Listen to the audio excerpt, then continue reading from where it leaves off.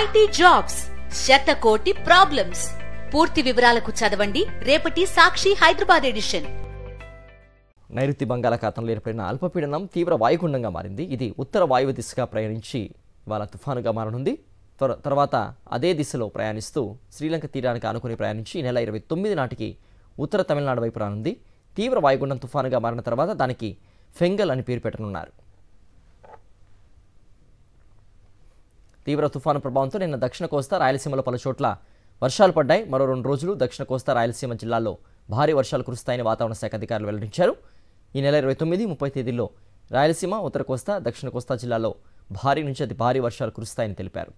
తీవ్ర వాయుగుండం నేపథ్యంలో అన్ని ప్రధాన ఓడరేవుల్లో మొదటి ప్రమాద హెచ్చరికలు జారీ చేశారు.